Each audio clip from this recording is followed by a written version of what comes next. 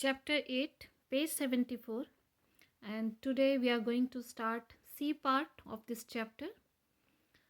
So first question is, how does the study of the monuments help the historians? Okay, the study of the monuments help the historians to write the history of the past kings, rulers and emperors who have ruled the kingdom.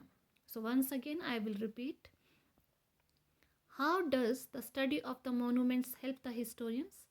The study of the monuments help the historians to write the history of the past kings, rulers and emperors who have ruled the kingdom. Okay.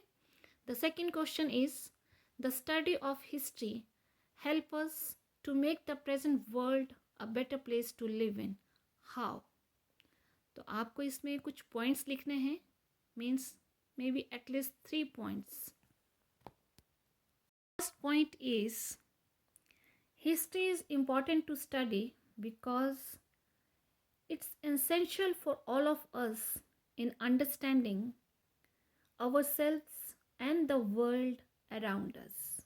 This is the first point. And the second point is,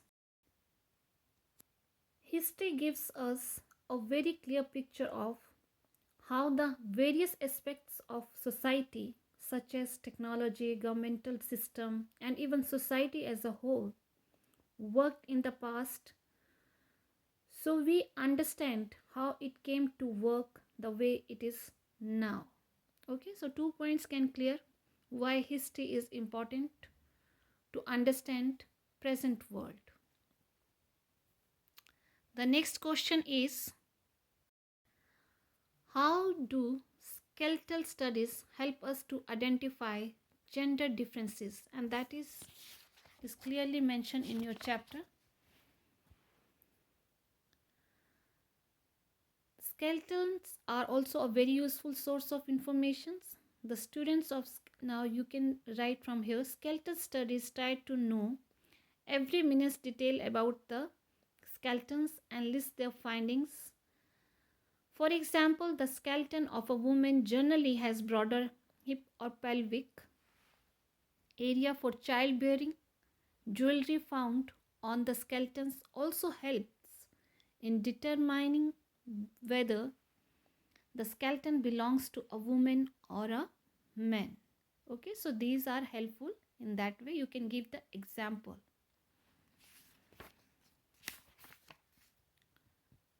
So next question is, what are the literary sources of Indian history? So here this question, literary sources, first you will define what these are. All written records of the past are known as literary sources,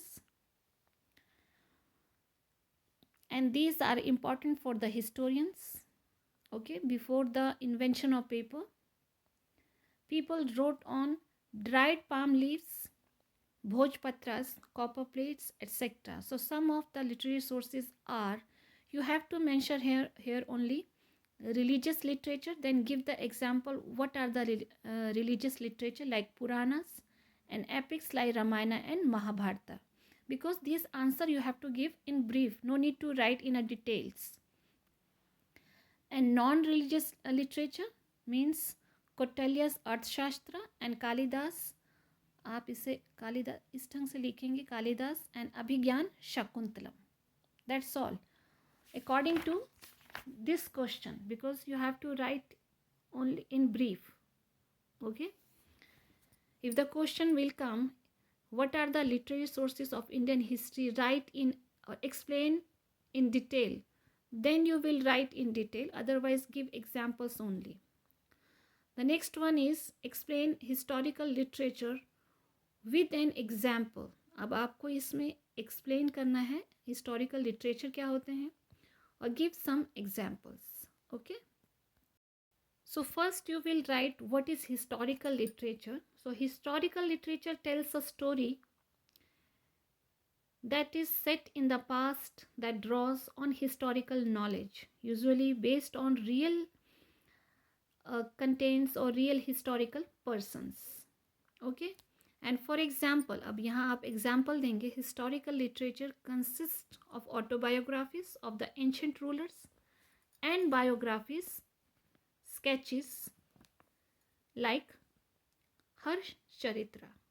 These are the examples of historical literature. Okay.